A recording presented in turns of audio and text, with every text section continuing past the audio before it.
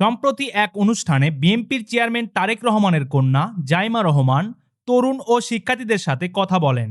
এ আলোচনায় মূল বিষয় ছিল তরুণদের ভবিষ্যৎ কর্মসংস্থান এবং ডিজিটাল সুযোগ সুবিধা। এ অনুষ্ঠানে তারেক রহমান উপস্থিত ছিলেন।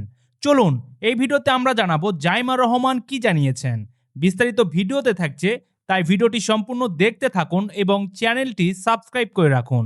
জাইমা রহমান বলেন, বর্তমানে তরুণরা অনলাইনে বেশি সময় কাটায়, তাই ডিজিটাল নিরাপত্তা জানা খুব জরুরি। তিনি বলেন, অনলাইনে হয়রানি, ভুয়া তথ্য এবং প্রতারণা থেকে বাঁচতে হলে ডিজিটাল সচেতনতা দরকার। তিনি আরও বলেন, বিশেষ করে তরুণদের সোশ্যাল মিডিয়া ব্যবহারে সতর্ক হতে হবে এবং শিক্ষার জন্য প্রযুক্তিকে সঠিক কাজে লাগাতে হবে। সম্মানিত ভিউয়ার্স, জাইমা রহমানের এই বক্তব্যগুলো আপনার কাছে কেমন লেগেছে? যদি ভালো লেগে থাকে তাহলে ভিডিওটিতে একটি লাইক দিয়ে সবার সাথে শেয়ার করবেন এবং আপনার যদি কোনো মতামত থাকে তাহলে ভিডিওর নিচে কমেন্ট করে জানিয়ে যাবেন। ভিডিওটি শেষ করছি, তবে জানিয়ে দিতে চাচ্ছি, আপনি যদি আমাদের এই চ্যানেলে নতুন হয়ে থাকেন তাহলে চ্যানেলটি সাবস্ক্রাইব করে আমাদের সঙ্গেই থাকবেন।